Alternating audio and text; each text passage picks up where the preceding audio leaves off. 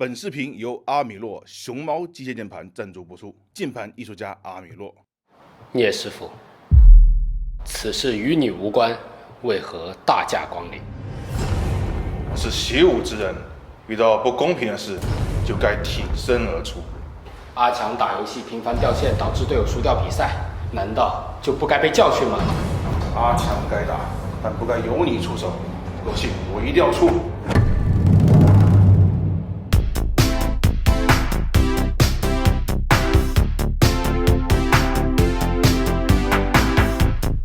不要打了！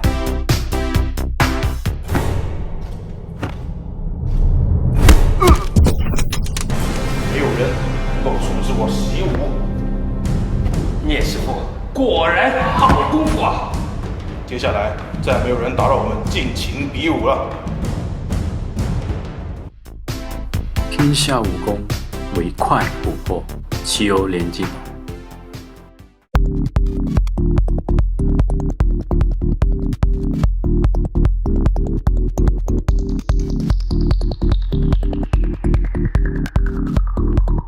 全宇宙的华人玩家，各位好，我是聂俊。清明回家祭祖啊，就在深山老林里给大家录音了啊。这期我们来聊最近非常特别的新游戏，没错，就是上次我们恰饭时，很多观众就猜到会做视频的13机兵防卫圈。13机兵也的确是使用 Sierra 的音频中间件来实现很多有灵性的互动音频的。那为什么说它特别呢？因为这款游戏的卖点和玩点基本都是剧情，而且还是那种科幻烧脑，一旦被剧透就立马破功、丧失乐趣的 AVG 类型。所以它其实很不适合拿来做视频节目啊。讲优点吧，一展开就剧透，游戏画面也不敢放；不讲剧情吧，剩下内容又不足以撑起一期视频。反正就是憋了半天，不知道怎么写，各种想拖更啊。但是我个人又非常喜欢这款游戏，就是那种想把所有认识的人都关在小黑屋里，逼他们玩13机兵，通关之后还得写篇玩后感的那种喜欢。那纠结了很久，我还是决定做这期视频，不过依旧坚持不剧透。这个视频里提到内容主要会以游戏的序章、官方自己公布的信息以及一些无关痛痒的细节为主，尽量不涉及游戏中的关键剧情。哪怕这样会使视频深度不够，没办法把最精妙的展现出来，视频也会短一点啊，没办法，就当我偷懒吧。总之就是不想剧透，也希望这个视频的所有评论和弹幕不要剧透，因为13机兵这款游戏的体验太宝贵了。香草社花了将近6年多的时间才打磨完成，这种游戏就是玩一个少一个，为了一个视频去毁掉这种体验，实在是暴殄天物啊！所以这一次我在开头就先把购买建议说了啊。13机兵防卫圈这款游戏的核心驱动力就是香草社精美的2D 画面，以及一个叙事方式非常独特的科幻悬疑故事。如果你可以接受 AVG 这个类型，喜欢多线展开、复杂又严谨的悬疑故事，喜欢香草社的妹子或正太，又或者愿意为独一无二的游戏体验买单，那你现在可以关掉这个视频，去买一份13机兵。不要看故事解析，不要看网上的流程，自己去玩，自己去感受。通关之后再回来啊，你会感谢我的。但如果你不是这样的人，却又偏偏对13机兵还有那么一丢丢兴趣，那就让我在试着不剧透的前提下聊得更具体一点吧。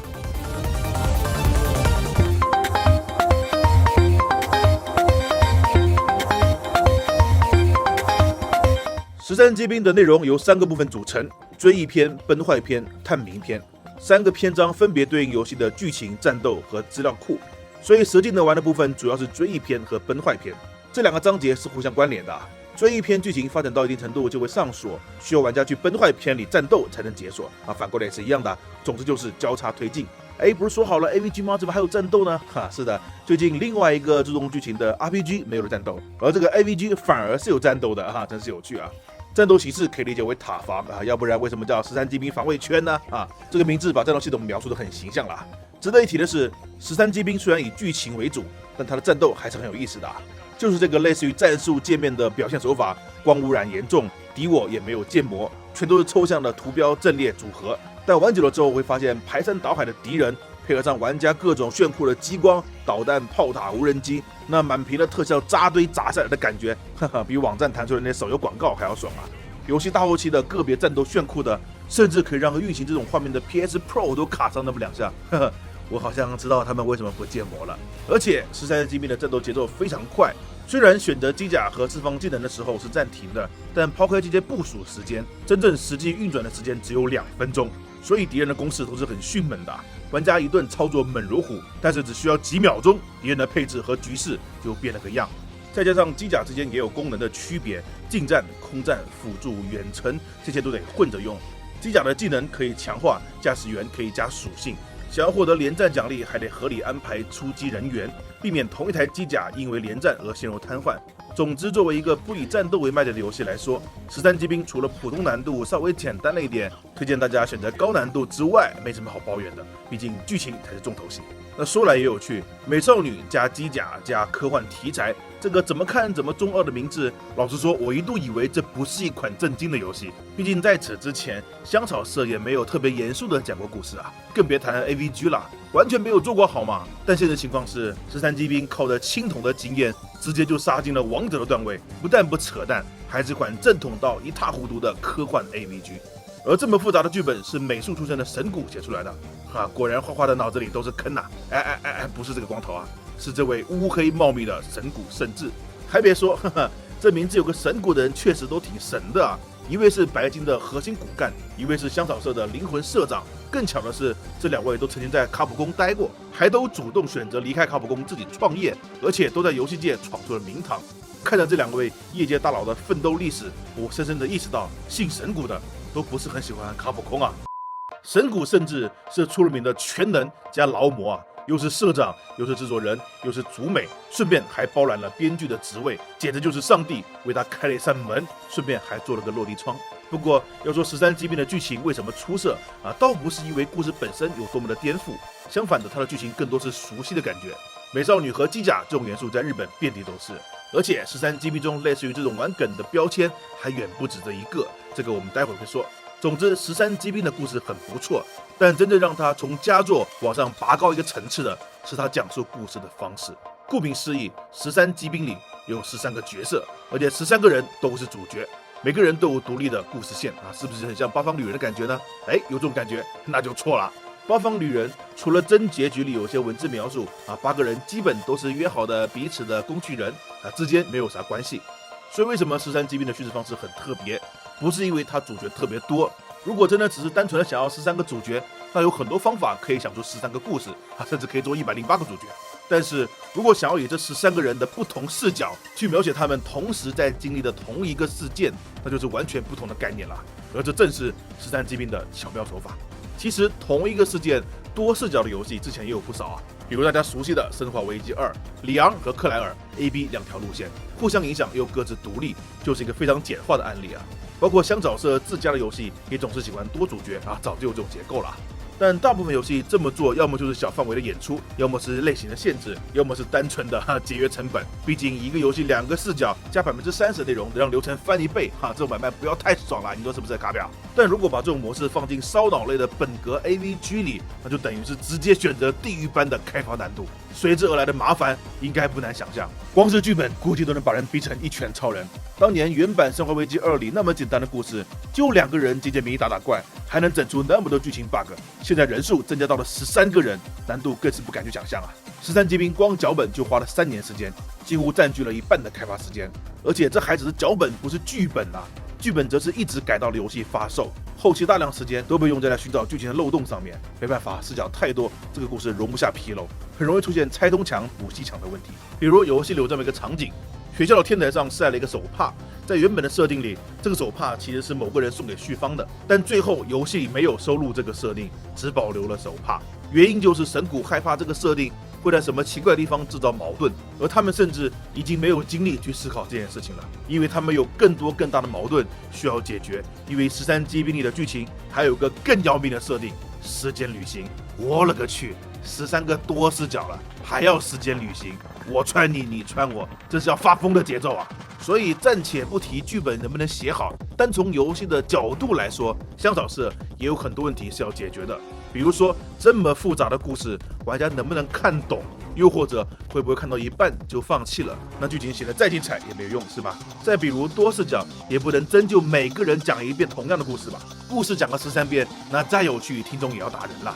对于13机兵来说，写好庞大的剧本固然很难，但如何让玩家愉快地体验这个故事，其实也很难。那为了让玩家顺利地玩到最后，13机兵很明确地做了一些举动。首先就是提升剧情的密度，就是不讲废话，推动也不墨迹，高潮一波接一波。游戏里单个主角的路线全走一遍，大概也就不到2个小时哈，比《生化3》还短一点。但这2个小时里却浓缩了各种反转、时间旅行、设定交代、情感交流，以及最重要的角色塑造。2个小时讲这么多啊，即便是 AVG 也算是超高密度了，对剧本的功力要求可见一斑。还有一个小细节，为了阅读轻量化，同时也匹配游戏特殊的字幕显示方式，13机兵的台词都尽可能的简短化，显得角色们都话少人狠啊，这让阅读体验非常的舒适，我个人很喜欢。再来就是角色的塑造啦，我说13机兵让人感觉很熟悉，因为它大量运用了其他作品和领域的梗，有些被安排了剧情里，还有很多则放到了角色塑造之中，比如药师世会。这个角色序章莫名其妙的就和一只猫签订了续约，很明显这是捏他马猴烧酒的梗。再比如南奈金南这名字谁取的？还叫他小南算了啊。小南是个科幻迷，他在活动室发现了名叫 BJ 的小机器人以为他是个外星人。再看这机器人的外形，用脚毛都猜得到是在玩 ET 的梗了。那么游戏为什么这样设计呢？好玩肯定是原因之一，但反过来想，假如游戏抛弃了这些梗，像个正经的科幻故事一样慢慢介绍这些主角，那玩家的入戏会很慢，也很烦躁。因为哪怕考虑到一次序章可以介绍好几个主角，13机兵的结构也决定了这些序章，玩家仍然要经历5、6次这就很痛苦了。所以游戏利用梗迅速的拉近玩家和角色的距离，短短的几分钟就让玩家知道每个角色的定位，甚至可以忽略理智的记忆，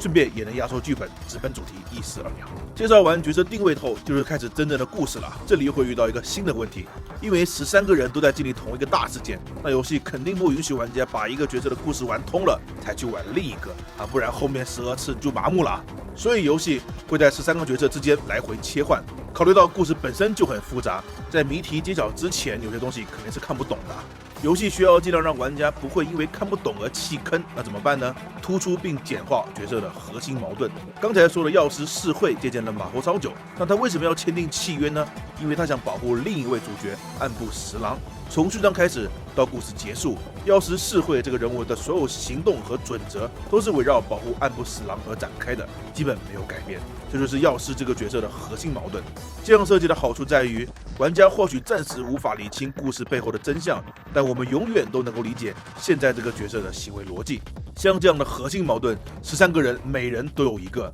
以此来辅助玩家理解剧情。那一旦玩家耐心被按住了，愿意继续玩了，那乱序的好处也就出现了。不对称的信息可以极大的激发玩家的求知欲，战斗也包含了不同时间线的剧情。这种细节会像种子一样悄悄地扎进玩家的记忆，并随着剧情的推动不断的生根发芽，再播种，再发芽，一边填补我们对于真相的理解，一边又不断的给予玩家完成拼读的快感。其结果就是大家一旦进入这个套路，就会发现自己不断重复这2个阶段我懂了我懵了我又懂了我又懵了。13机兵是个很精彩的游戏，它表面上很大方，关键信息从来都不藏着掖着，该揭秘的时候就往玩家脸上啪，速度快得好像游戏随时都会大结局一样以至于很多玩家玩个序章都能够产生没人比我更懂13机兵的错觉。但事实是，这些信息都是香草社的缓兵之计。玩家越是以为抓住了故事的全貌，就越会觉得总有几个细节无法解释。但是游戏给玩家的信息并非是错误的，只是不够完整，所以玩家并不会觉得自己被玩弄了，反而有一种一直能够看穿一切的错觉。殊不知，真正被掌控的一个其实是自己。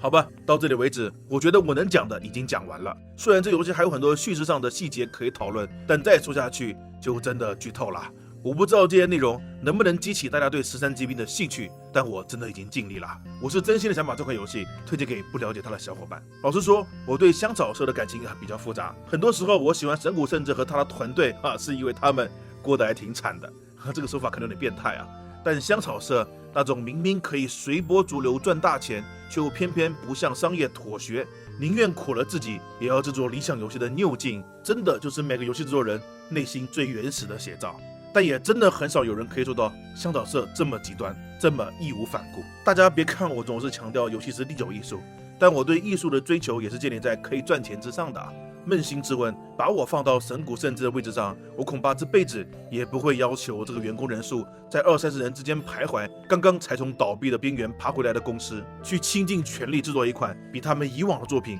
更冷门、更小众的游戏，而且一做就是6年。这都不叫剑走偏锋了，这简直是看破红尘啊！神谷甚至自己都说，他在开发13机兵的时候，有那么一段时间，因为想不出剧本，把枕头都哭湿了。这里面的压力有多大，真的只有经历过的人才知道。我不会要求大家学香草社那样为了艺术抛弃一切，因为香草社是个奇葩，而13机兵防卫圈是奇葩所诞生的奇迹。不管是奇葩还是奇迹，都是无法复制的。所以，如果你不反感 AVG， 不反感用游戏这个形式去体验阅读的乐趣，那13机兵防卫圈我推荐给你。好，这期就到这里啊。至于下期聊的是鲈鱼之声还是另一个阅读理解游戏，我现在也还不确定。我只能确定的是，我们的某宝店 Gameker 攻壳商城的游戏周边已经卖爆了，特别是最后的生还者的周边已经要预定了，所以各位千万不要再去购买了，千万不要啊！好吧，如果你非要，我也没办法，只是答应我不要花太多钱哦。Gameker 云同在，我是聂俊，下期见。